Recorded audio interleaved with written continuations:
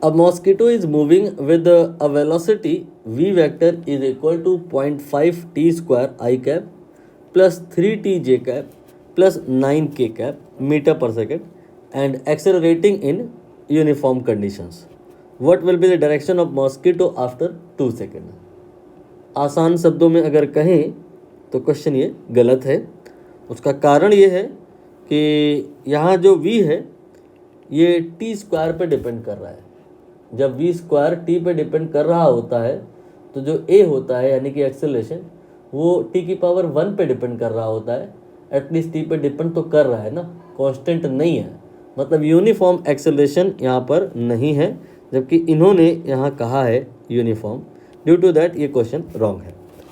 अब बात आएगी करेक्शन की। तो यहाँ पर ये जो वी वेक्टर लिखा है ये एस वेक्टर का वैल्यू है और अब ये क्वेश्चन पूरी तरह से करेक्ट है क्या क्वेश्चन?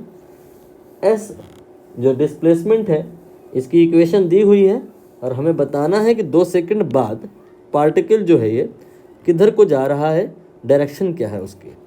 तो आपको ये पता होना चाहिए डायरेक्शन ऑफ मोशन, इसका मतलब क्या होता है। इसका ये मतलब नहीं होता कि पार्टिकल का डिस्प्लेसमेंट कितना है या पार्टिकल का एक्सेलरेशन कितना है।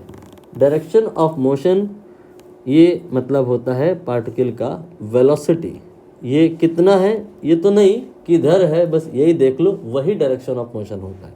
Direction of velocity, direction of motion, you can interchange this word. तो कुल मिलाकर के क्वेश्चन में डायरेक्शन ऑफ वेलोसिटी निकालनी है आफ्टर 2 सेकंड। तो आफ्टर 2 सेकंड हम बाद में निकालेंगे, पहले तो हम वेलोसिटी का फंक्शन निकाल लेते हैं। 0.5 T square I cap then 3t j cap and then 9k cap. क्या करना होगा वेलोसिटी का फंक्शन निकालने के लिए? ये जो s है ना इसका डिफरेंशिएशन करेंगे तो ये आ जाएगा v वेक्टर और 0.5 ये ऐसे ही रहेगा और टी स्क्वायर का डिफरेंशिएशन 2t हो जाएगा। फिर ये 3t का डिफरेंशिएशन 1 हो जाएगा और 9k का डिफरेंशिएशन 0 हो जाएगा।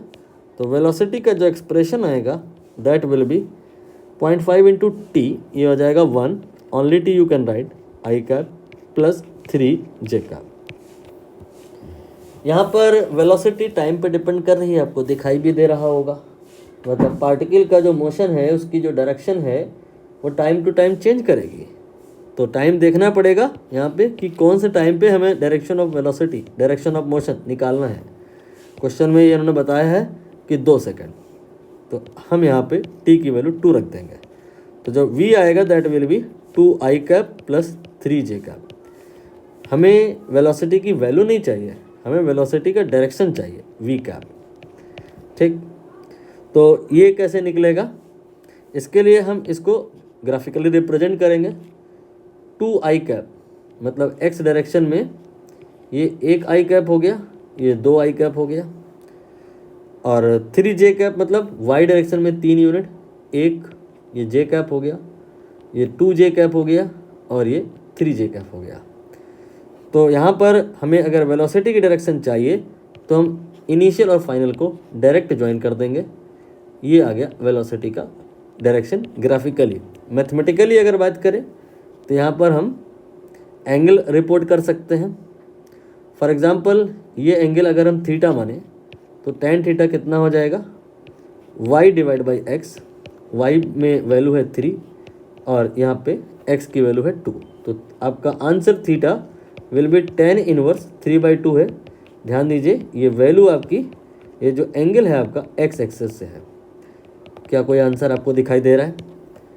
2/3 फ्रॉम x एक्सेस, ये तो सही नहीं है। हमने तो x एक्सेस से निकाला है तो ये तो 3/2 है।